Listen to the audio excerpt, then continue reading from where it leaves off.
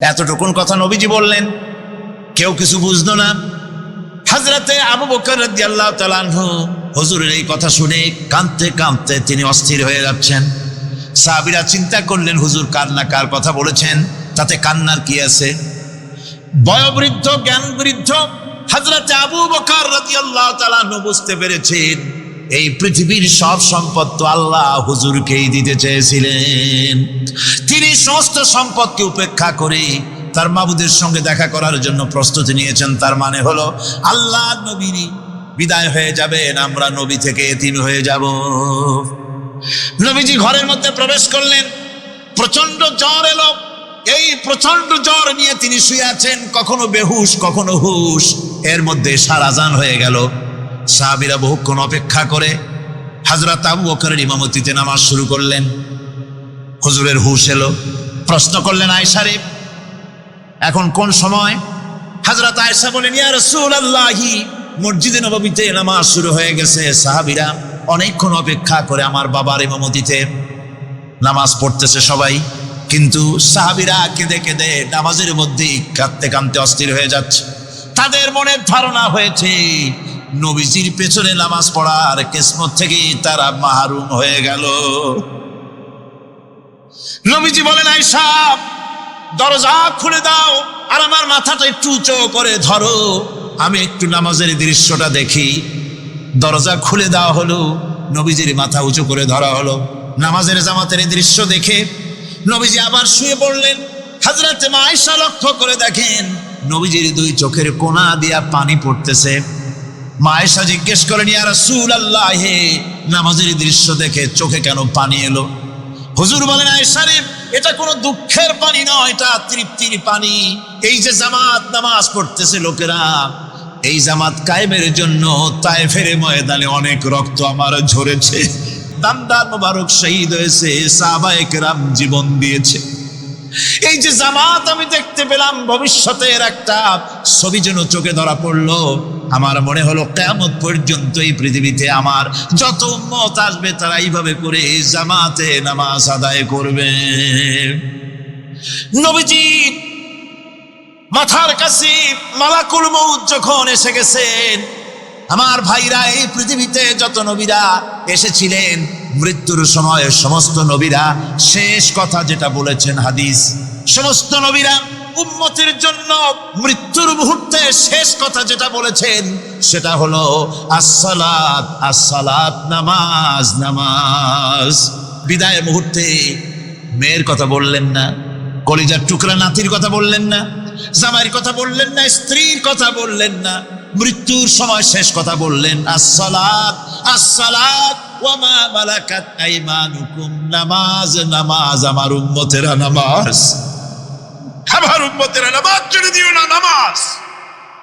যেই নবী উম্মতের জন্য এত কাঁদলেন, নামাজের জন্য এত কথা বলে গেলেন, আল্লাহ রাব্বুল আলামিন নামাজের জন্য এত নির্দেশ করলেন, নবীজি ইন্তেকালের সময় নামাজের কথা বলে দিলেন, সেই মুসলমান আজ নামাজ আদায় করে না, নামাজ পড়ে তো নামাজ শুদ্ধ হয় না। হযরতে হুযায়ফা রাদিয়াল্লাহু তাআলা আনহু তিনি একবার ইয়েমেন সফর করেছিলেন, এক মসজিদে নামাজ পড়লেন। একজনকে তিনি নামাজ পড়তে দেখলেন, নামাজ পড়তে দেখে তিনি অপেক্ষা করলেন। লোকটার নামাজ হয়ে যাওয়ার পর তিনি প্রশ্ন করলেন, আল্লাহর বান্দা তুমি কতদিন এরকমের নামাজ পড়তেছো? তিনি বললেন, প্রায় 40 বছর তো হবে আমি এরকম নামাজ পড়তেছি। হযরতে হুযায়ফা বলেন, তুমি কি আমারে চেনো? কয় না, চিনি না। হযরত হুযায়ফা বললেন, আল্লাহর বান্দা শোনো, আমি হচ্ছি আল্লাহর নবী মুহাম্মদুর রাসূলুল্লাহ সাল্লাল্লাহু আলাইহি সাল্লামের সাহাবী হুযায়ফা। ও আল্লাহর বান্দা, তুমি যেভাবে নামাজ পড়েছো এইরকম যদি 40 বছর নামাজ পড়ে থাকো, আল্লাহর কসম করে বলি নবীজি যে নামাজ শিখাইছেন তোমার সে নামাজ হয় নাই, রাসূলুল্লাহ নামাজ হয় নাই, নামাজ পড়লেই হবে না। রাসূলুল্লাহ বলেছেন, সাল্লু কামা রাআইতুমুনি উসাল্লি, নামাজ পড়ো সেইভাবে যেভাবে আমারে পড়তে দেখো। বিশ্বাস করুন ভাইরা, নামাজ যদি না হয়, হরতাল করিয়া, মিছিল করিয়া, বিক্ষোভ করিয়া, যে কোনো আন্দোলন করে ইসলামকে বিজয়ী করা যাবে না যতক্ষণ পর্যন্ত নামাজ সহি না হবে। নামাজ নাই, কিচ্ছু নাই।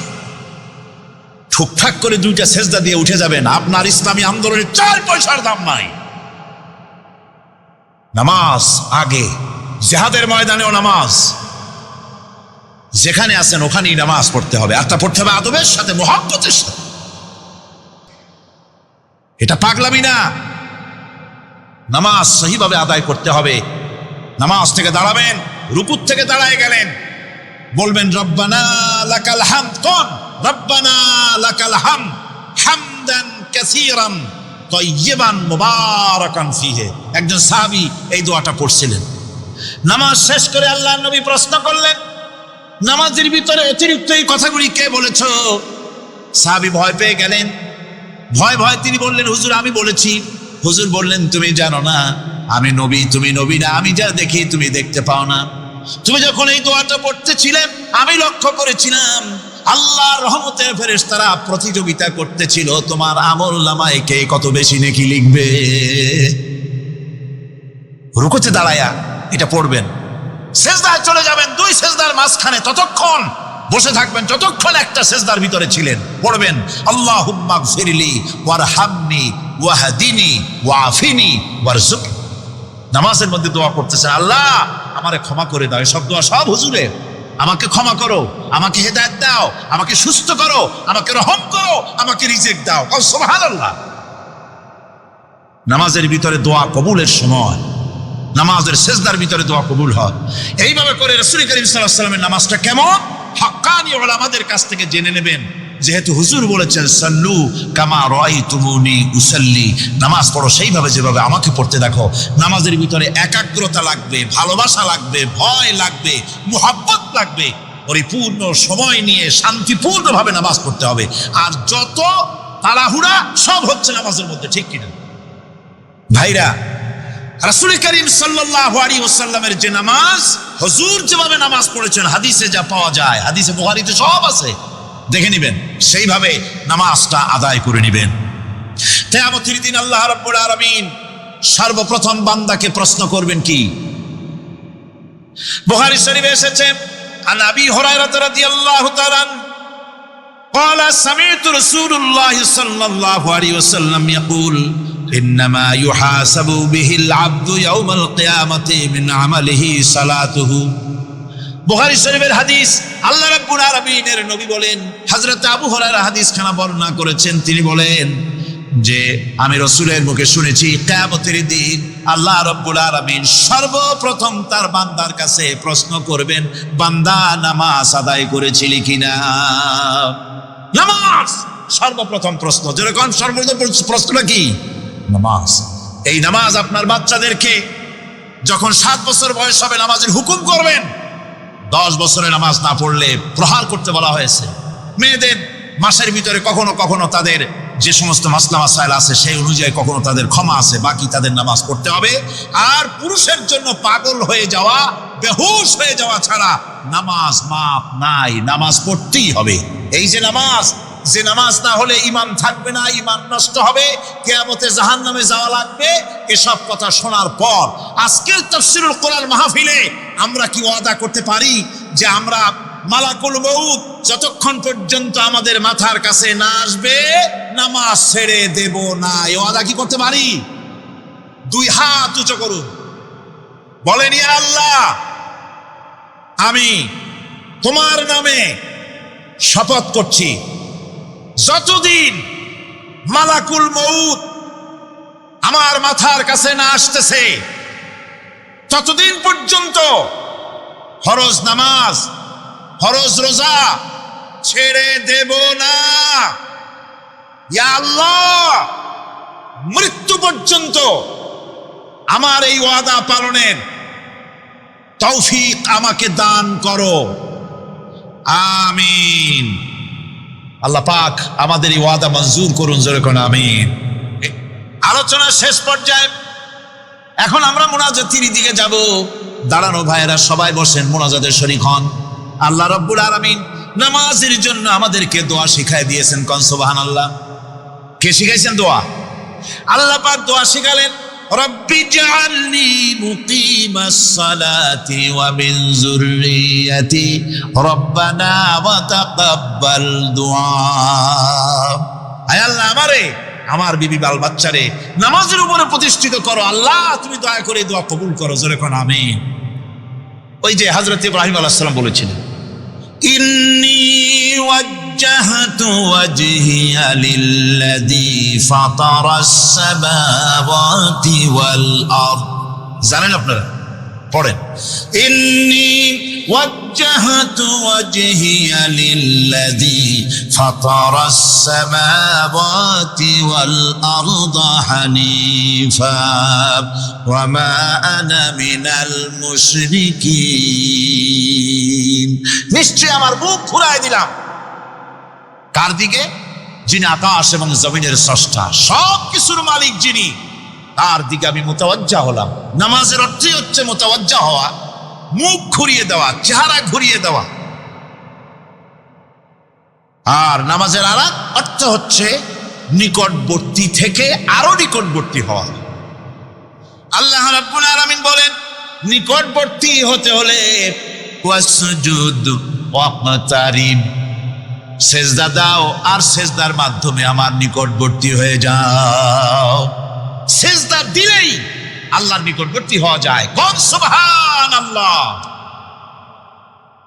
সাহাবী, আল্লাহ নবীর সাহাবী প্রশ্ন করেছেন, নবীজি, বান্দা কখন আল্লাহর নিকটবর্তী হয়ে যায়? নবীজি বলেছেন, বান্দা যখন সেজদা দেয় তখন আল্লাহর বান্দার মাঝে কোনো হিজাব থাকে না, একদম আল্লাহ পাকের নিকটবর্তী হয়ে যায় বান্দা যখন সেজদায় পড়ে যায়।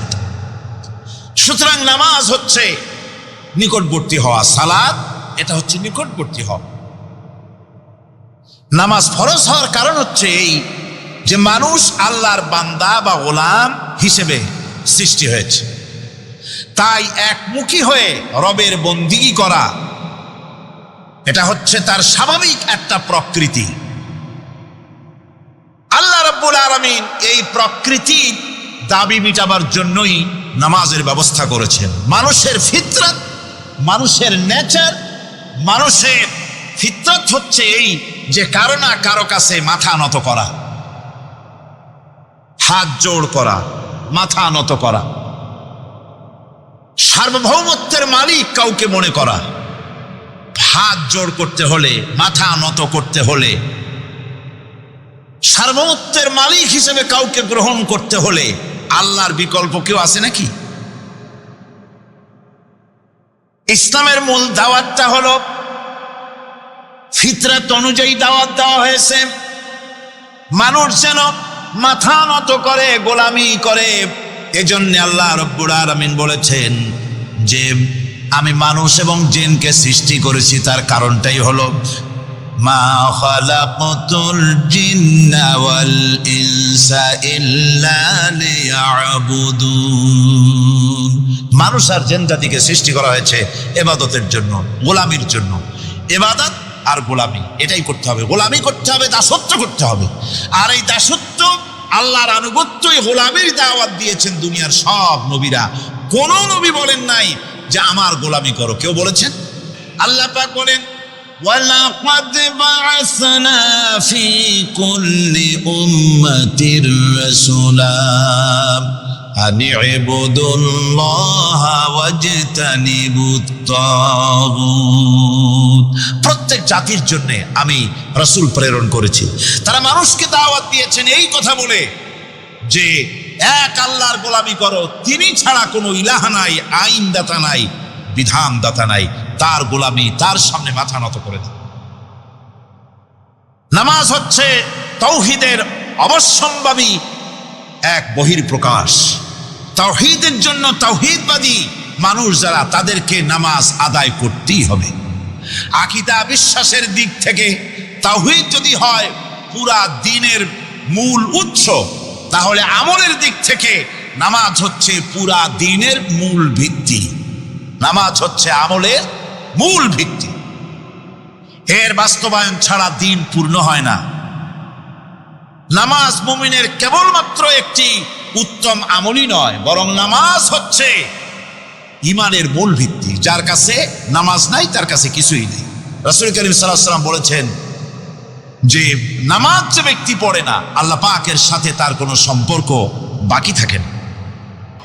একাগ্র চিত্তে আদবের সাথে আল্লাহর সামনে রুজু হয়ে যাওয়া। কোরআনে কারীম বলছি, মুনিবিনা ইলাইহি ওয়াত্তাকুহু ওয়া আকিমুস সালাতা ওয়া লা তাকুনু মিনাল মুশরিকিন। তোমরা আল্লাহর দিকে রুজু হয়ে যাও এবং তাকে ভয় করে অন্যায় কাজ থেকে বিরত থাকো, আর নামাজ কায়েম করো, মুশরিকদের অন্তর্ভুক্ত হয়ে যেও না। নামাজ কায়েম করা, নামাজের আদেশ কোরআনে কারীমের মধ্যে আল্লাহ পাক বহু জায়গায় করেছেন। ইমানের পর নামাজই হচ্ছে সবচেয়ে বড় জরুরি। একজন মানুষ ইমান আনলো, যেমন কালকে একজন ইমান এনেছে, ইমান আনার সাথে সাথে তার প্রথম কাজ কি বলুন? বলেন প্রথম কাজ কি? ফজরের নামাজের আগে একজন ইসলাম কবুল করলেন, তার প্রথম দায়িত্ব নামাজকে আদায় করে দেওয়া, ফজরের নামাজ পড়া। জোহরের আগেই কেউ ইমান আনলো, তার প্রথম দায়িত্ব জোহরের নামাজ আদায় করা। আসরের নামাজের আগে ইমান এনেছে, তার প্রথম দায়িত্ব হলো আসরের নামাজ আদায় করা। তার মানে হলো ইমান আনার পর একজন ইমানদারের প্রথম দায়িত্ব হচ্ছে নামাজ। গুরুত্বপূর্ণ বিষয়, খুব ভালো করে শুনতে হবে, ইয়াদ রাখতে হবে প্রত্যেকটি মুসলমানের।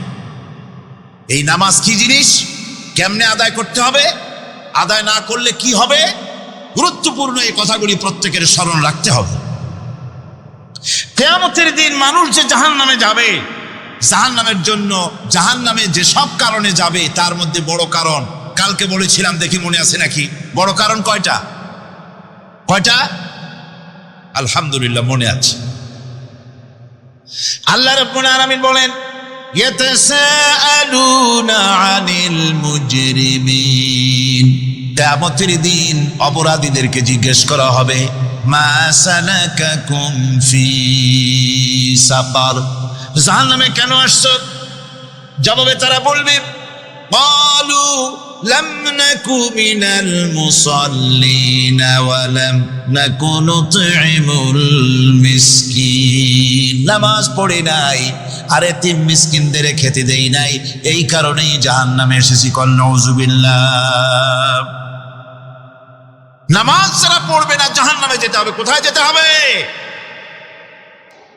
আপনি মুসলমান তা প্রমাণ হবে নামাজ দিয়ে। নামাজহীন ইমানের দাবি মূল্যহীন। যার নামাজ নাই তার ইমানের দাবি করার কোনো মূল্যই নেই।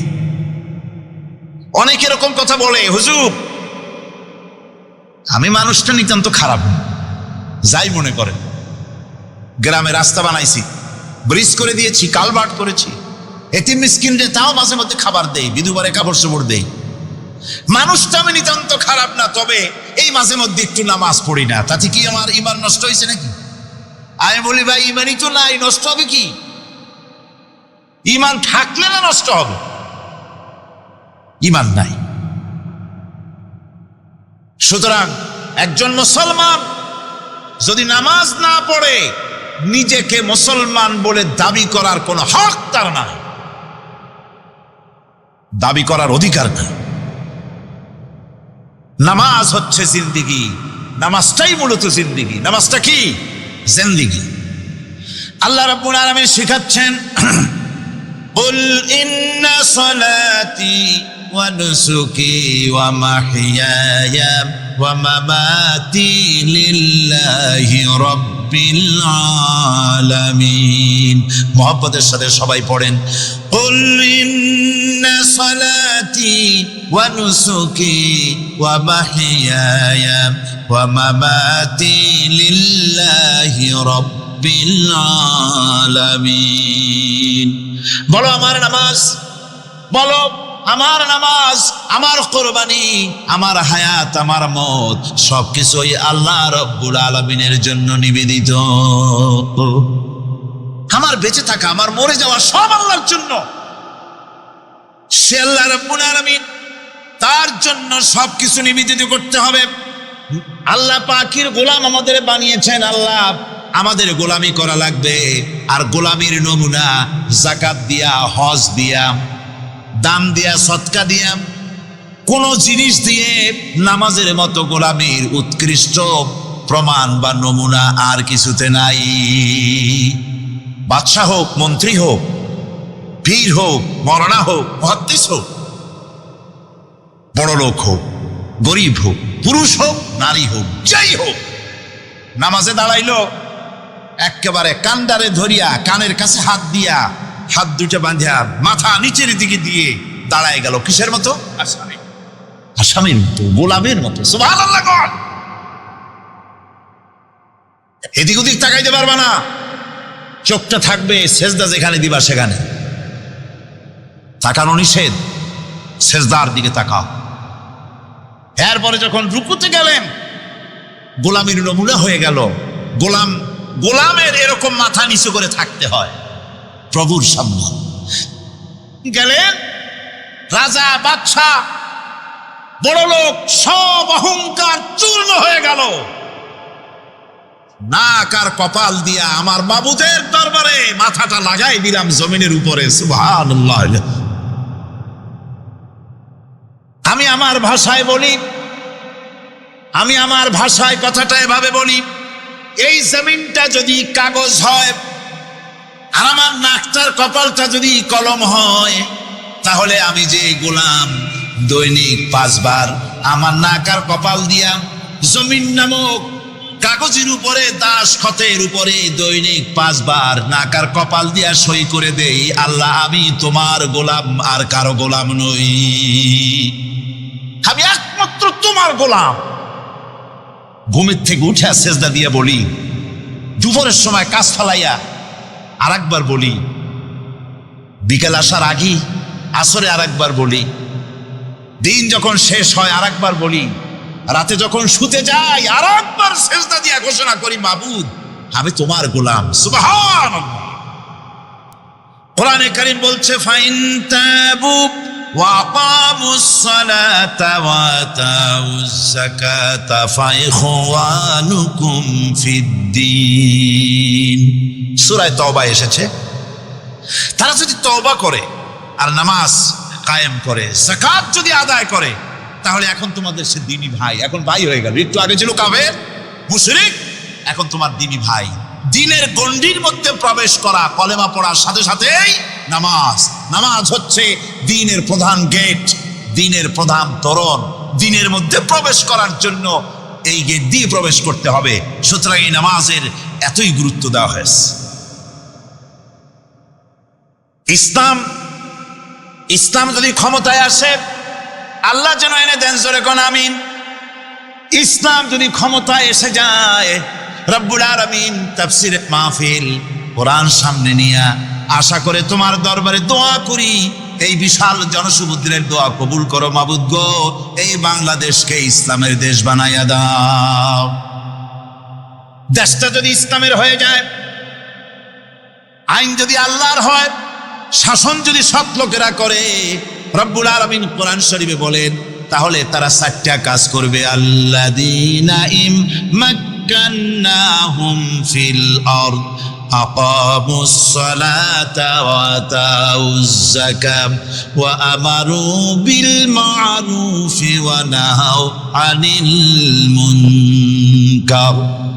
মুমিনের ক্ষমতায় এসে প্রথম যে কাজটা করবে, প্রথমে ক্ষমতা এসেই নামাজ বাধ্যতামূলক করবে। প্রথম কি?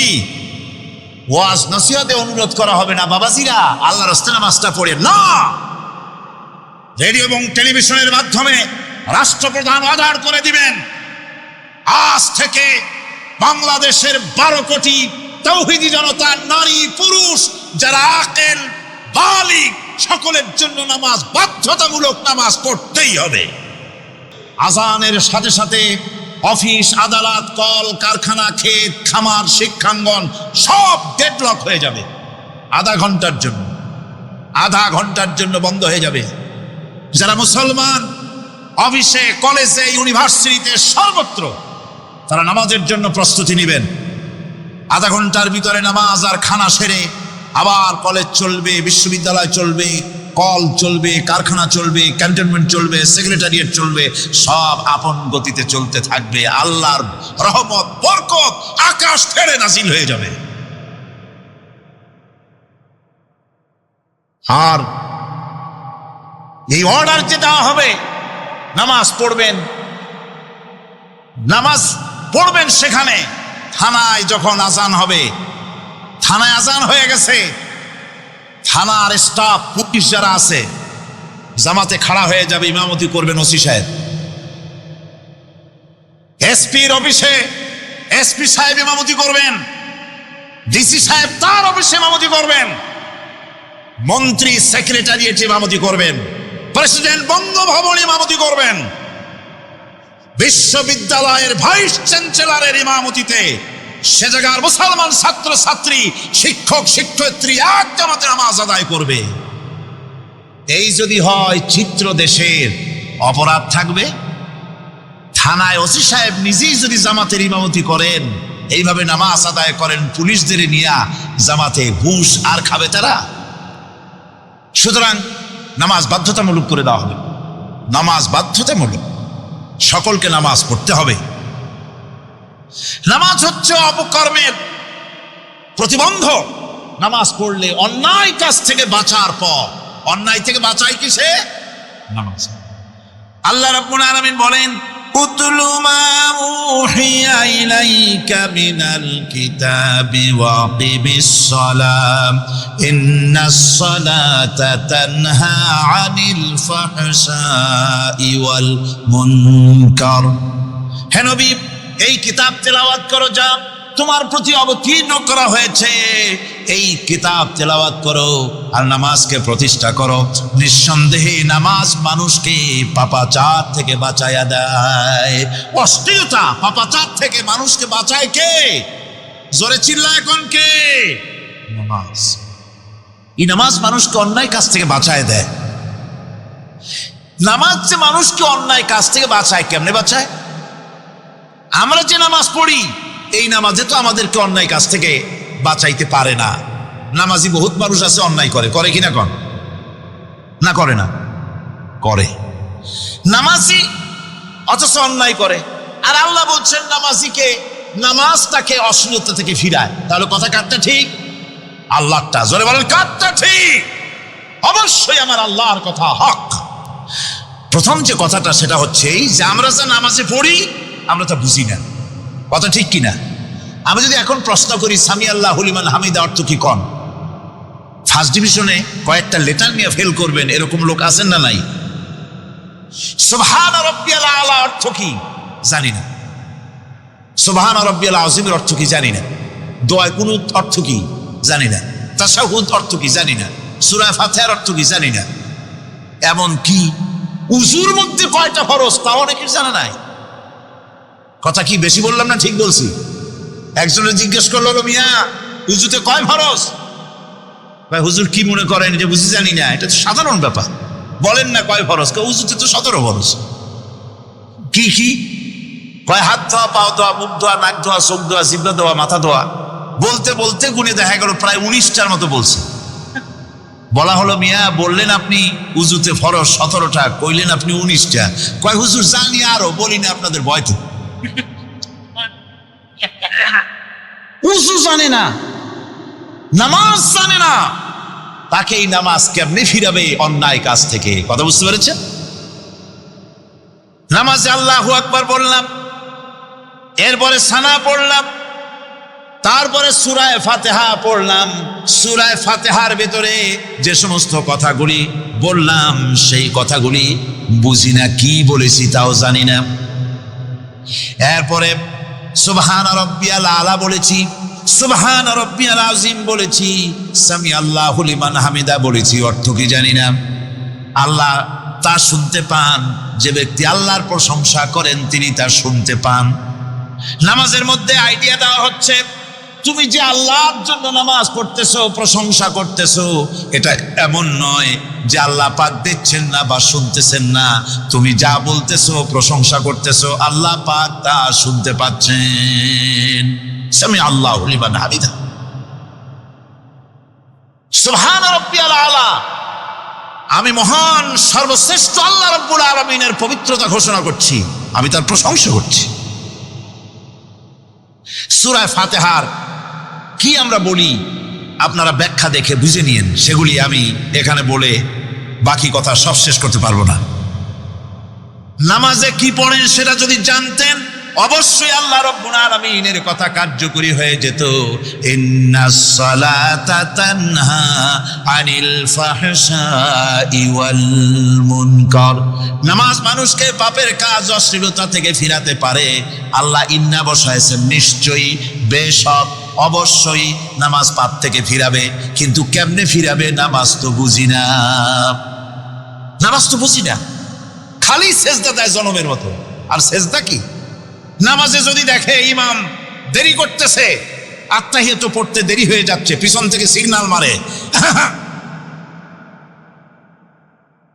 ঠিক কিনা? বেয়াদব, বেয়াদব। তোমার নামাজ, তোমার আত্তাহিয়াত আগে শেষ হয়েছে, তাতে কি হয়েছে? চুপ করে বসে থাকো। ইমামকে কাশি দিয়া সতর্ক করার অধিকার তোমার নাই।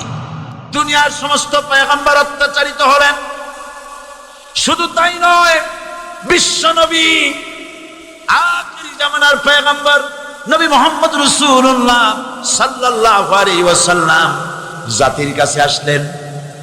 তিনি এসে বললেন, ইয়া আইয়ুহান নাস কুলু লা ইলাহা ইল্লাল্লাহ। প্রথম দাওয়াত, প্রথম দাওয়াত। শুনছেন কথা? রাসূলুল্লাহ বলছেন, ও জাতি, আমার রাসূল তো মক্কার রাসূল না শুধু, মদিনার রাসূল না শুধু, আর ভাষাভাষীদের রাসূল না শুধু, আমার নবী কি নবী? চিল্লায় বলে। তাই তিনি বলেছেন, ও বিশ্বের মানবতা, বিশ্বের মানব গোষ্ঠী, যদি মুক্তি পেতে চাও, নাজাত পেতে চাও, উচ্চারণ করো, বিশ্বাস করো, আমল করো, বলো লা ইলাহা ইল্লাল্লাহ। জোরে পড়েন, লা ইলাহা ইল্লাল্লাহ, লা ইলাহা ইল্লাল্লাহু মুহাম্মাদুর রাসূলুল্লাহ। আবু জাহেল বুঝছিল কলমার অর্থ? কথা বলেন না কেন? আবু জাহেল বুঝছিল? উতবা, সাইবা, মুগিরার গোষ্ঠীরা বুঝছিল? বুঝেছে। তারপরে তারা চিন্তা করলো যে সর্বনাশ তো করছে, লা ইলাহা, কোন ইলাহ নাই, আইনদাতা নাই, বিধানদাতা নাই, তাহলে আমরা কি ঘরে বসে বসে কি করব? উনি নতুন একজন ইলাহ নিয়ে আসছে, আল্লাহ ছাড়া কোন ইলাহ নাই, তাহলে আমাদের কাজটা কি? বলল, আবু তালেব, তুমি তো কুরাইশদের নেতা, তোমার ভাইয়ের ছেলে কয়টাই? কি আশ্চর্যজনক কথা! লা ইলাহা ইল্লাল্লাহ, আল্লাহ ছাড়া কোন ইলাহ নাই, তা আমরা করব?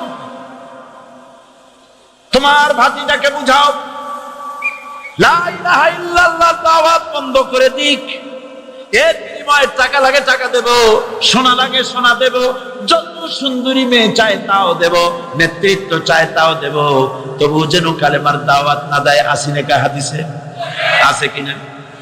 নবীজি যখন বাড়ি ফিরলেন, চাচা আবু তালেব নিজের পরিজাত টুকরা সন্তান হযরত জাফর আলীর চাইতে তিনি ভালোবাসতেন কলিজার মতো করে মুহাম্মদ সাল্লাল্লাহু আলাইহি ওয়াসাল্লামকে। বলছে, বাবা, এমন কথা কেন বলো যাতে লোকেরা খেপে যায়? এই কথাগুলি বলো না। ওরা আমার কাছে এই সব প্রস্তাব দিয়ে গিয়েছে। রাসূলুল্লাহ প্রস্তাব শুনে এগ্রি করলেন। জি, আমার নবী বলেন, ও আমার চাচা আবু তালেব, প্রস্তাবকারীদেরকে শুনিয়ে দিন। হুজুরের সাথে তখন অনেক লোকজন, নাকি? অনেক অস্ত্রপাতি, কিচ্ছু নাই, আল্লাহর শক্তি ছাড়া কিছুই না। আমার নবী বলেন, ও আমার চাচা আবু তালেব, প্রস্তাবকারীদেরকে শুনিয়ে দেন।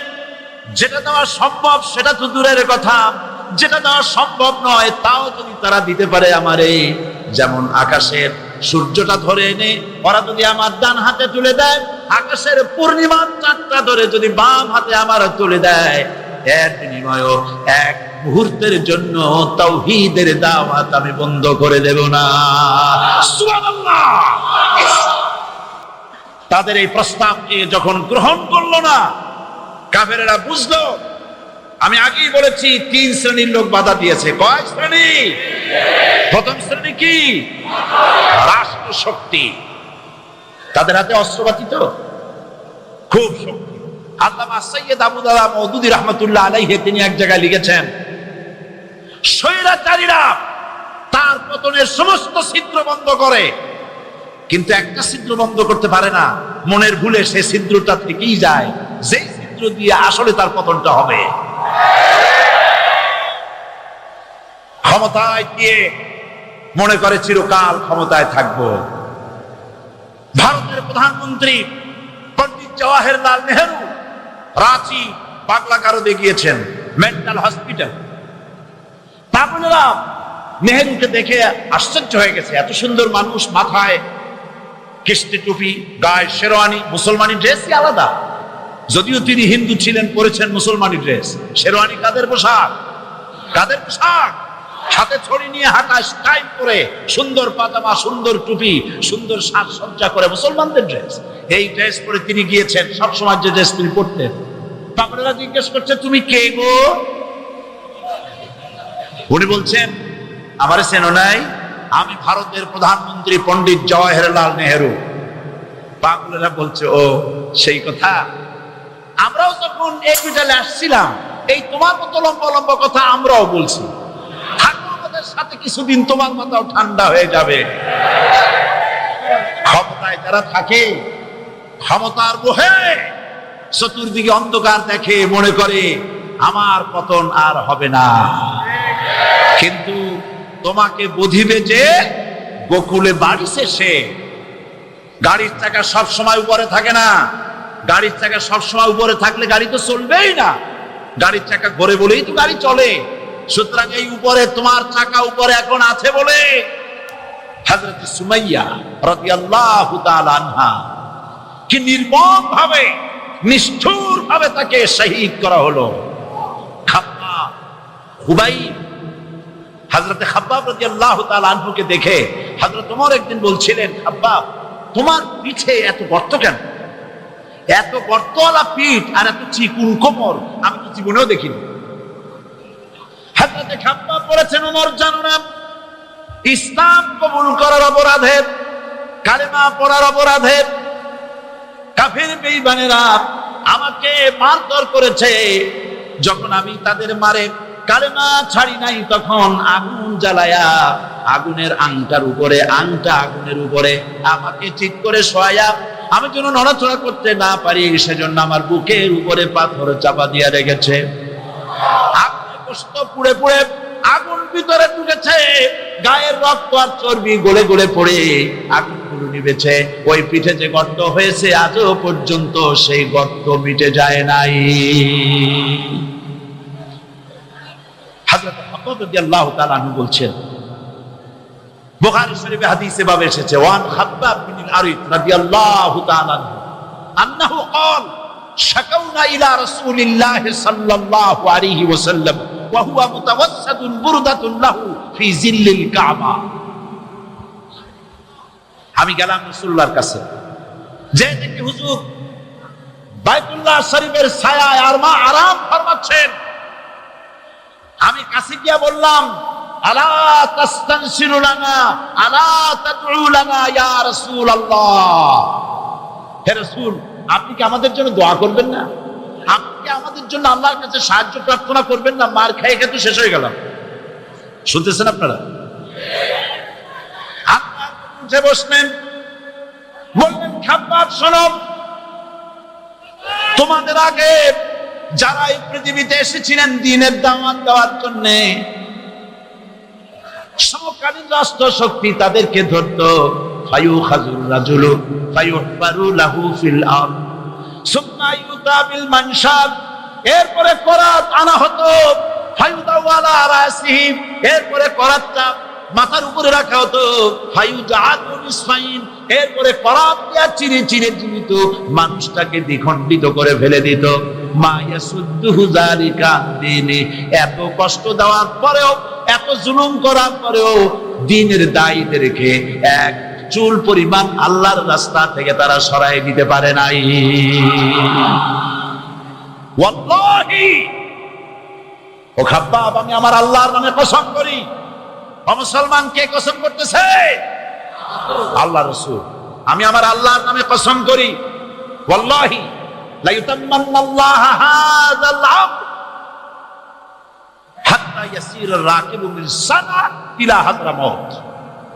সেদিন বেশি দূরে নয়, ইয়েমেনের রাজধানী সানা থেকে শুরু করে সৌদি আরবের হাদরামাউত পর্যন্ত হাজার হাজার মাইল এই দীর্ঘ পথে যুবতী নারী তার সৌন্দর্যের পশ্চা নিয়া আর ধনাঢ্য ব্যক্তিরা সওদাগরেরা তাদের টাকা পয়সা নিয়া একাকে নিয়ে অথবা দলবদ্ধ ভাবে মানুষেরা যাতায়াত করবে। লা ইয়াখাফু ইল্লাল্লাহ, মানুষের মনের মধ্যে কোনো ভয় থাকবে না। এমন একটা সময় আসবে, ওয়ালাকিন্নাকুম তাস্তাজিলুন, অথচ তোমরা বড্ড তাড়াহুড়ো করছো। তাড়াহুড়ো করো না, অপেক্ষা করো, ধৈর্য ধরো, মার খাও, চলে যাও, শহীদ হও, আল্লাহর রাজ কায়েম হবেই হবে।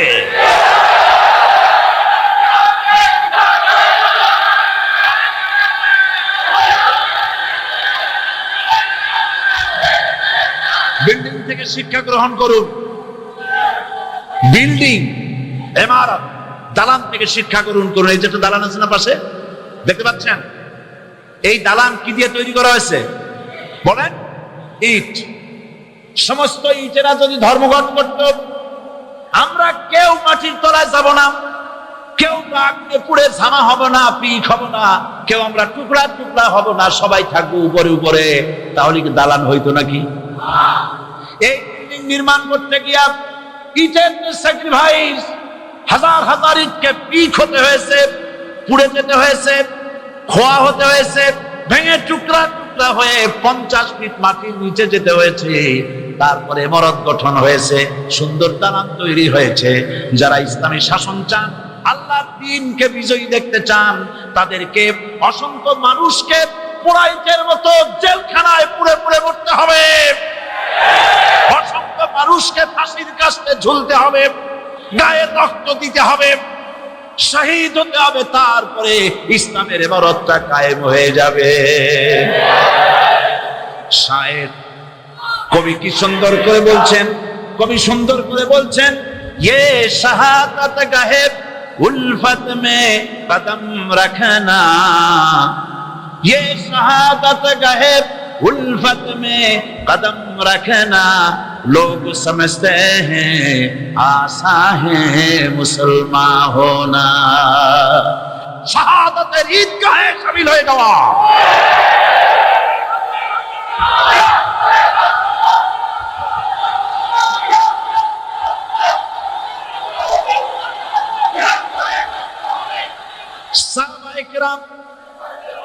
সাহাবায়ে কেরাম মার খেলেন, এবার স্বয়ং আল্লাহর নবীর গায়ে হাত তুলল। আপনার এসে হুজুরকে মারলেন, গলায় চাদর দিয়া এমন জোরে টান মেরেছে, রাসূলুল্লাহ পড়ে গিয়েছেন। হাদিসে এসেছে হুজুরের চোখ মোবারক ঠিকরে পড়ে যেতে চেয়েছে, চেহারা মোবারক লাল হয়ে গিয়েছে, জমিনের উপর আছাড় মেরে ফেলেছে। রাসূলের এই অবস্থা দেখে হযরত হামজা তখনও কাফের ছিলেন, শিকার থেকে এসে তিনি এই দৃশ্য দেখলেন, দাসীর মুখে শুনলেন, ছুটে চলে গেলেন আবু জাহেলের বাড়িতে। যাই বলে, আবু জাহেল রে, তুই মুহাম্মদ সাল্লাল্লাহু আলাইহি ওয়াসাল্লাম মেরেছিস, বল কেন মারবি? এমন ভালো মানুষ তো জীবনেও চোখে দেখি নাই, যিনি কোনো মিথ্যা কথা বলেন না, ভালো ভালো কথা বলেন, এক আল্লাহর গোলামি করার জন্য বলেন। এই সব ভালো কথা বলার জন্যই তুই তারে মারলি নাকি? আরে আবু জাহেল, তুই কি মনে করছিস মুহাম্মদ সাল্লাল্লাহু আলাইহি ওয়াসাল্লাম তার পিতা আব্দুল্লাহ মারা গেছে বলে মুহাম্মদ সাল্লাল্লাহু আলাইহি ওয়াসাল্লাম এতিম হয়ে গেছে মনে করেছিস নাকি? জেনে রাখ, মুহাম্মদ সাল্লাল্লাহু আলাইহি ওয়াসাল্লামের পিতা আব্দুল্লাহ মারা গেছে, কিন্তু চাচা হামজা তো মরে যায় নাই।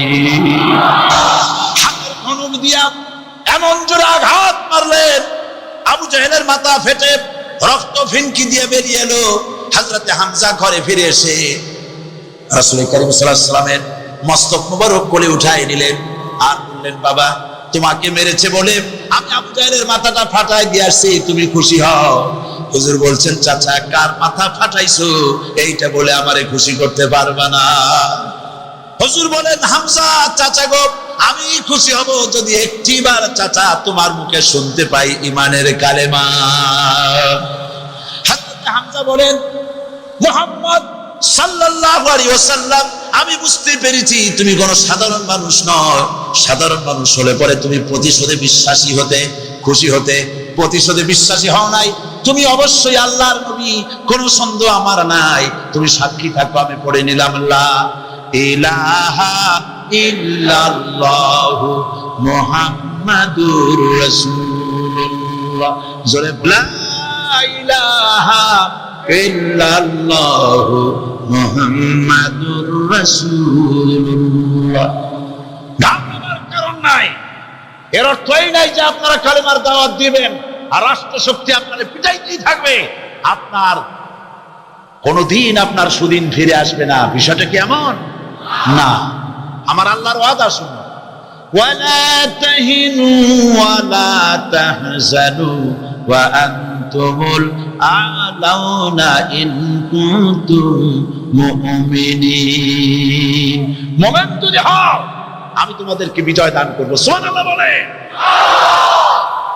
আর যদি আমাদের উপরে বিপদ এসে থাকে তাহলে তার একমাত্র কারণ পূর্ণাঙ্গ ঈমানের অভাব আমাদের মধ্যে রয়েছে, ঠিক কিনা? আর পৃথিবীতে সব থেকে মার খায় কারা? চিল্লায় বলো। আলজেরিয়ায় কারা? বসনিয়ায় কারা? চেচনিয়ায় কারা? প্যালেস্টাইনে কারা? প্যালেস্টাইনের মুসলমানদেরকে মেরে মেরে শেষ করে দিল। দেখছেন ছবিতে? আল্লাহ পাক কোরআন শরীফের মধ্যে বলেছেন, একজন যদি হও ইমানদার মুত্তাকি 10 জনের উপরে বিজয়ী হবে। 10 জন যদি হও 100-এর উপরে বিজয়ী হবে। 100 যদি হও 1000-এর উপরে বিজয়ী করব। জোরে বলেন সুবহানাল্লাহ। কবি বলতেছেন, ফিজায়ে বদরে পয়দা কুন फरिश्ते तेरी नुसरत को उतर सकते गर्दों से कतर अंदर कतर अब भी। বদরের মুসলমানদের মতো ঈমান আনো, তাহলে আকাশ থেকে কাতারে কাতারে ফেরেশতা নাজিল করে দিয়ে আল্লাহ পাক তোমাদেরকে সাহায্য করবেন। সুবহানাল্লাহ। সে আল্লাহ আছে না নাই? জোরে বলেন, আছে না নাই?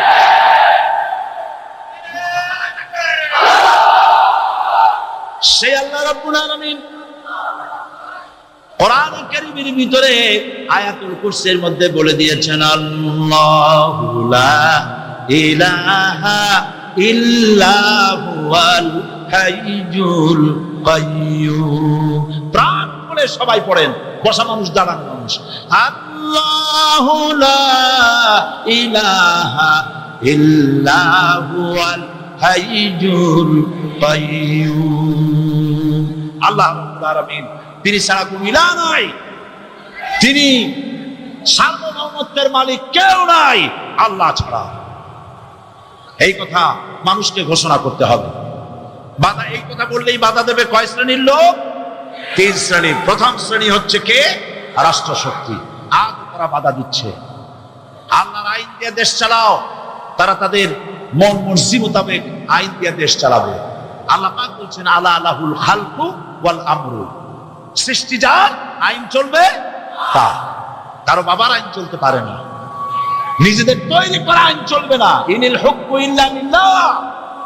একমাত্র আইন চলবে কার? এই আইন রাসূল করিম সাল্লাল্লাহু আলাইহি ওয়াসাল্লাম মদিনায় কোরআন দিয়ে প্রতিষ্ঠিত করেছিলেন। আল্লাহর বিধান, আল্লাহর সার্বভৌমত্ব কায়েম করেছিলেন।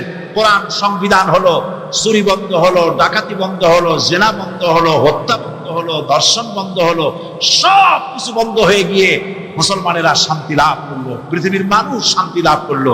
সুবহানাল্লাহ। মুসলমানেরা শত্রু চেনে না, বন্ধু চেনে না। বন্ধুকে বানাইছে শত্রু, শত্রুকে বানাইছে বন্ধু। কে শত্রু চিনাই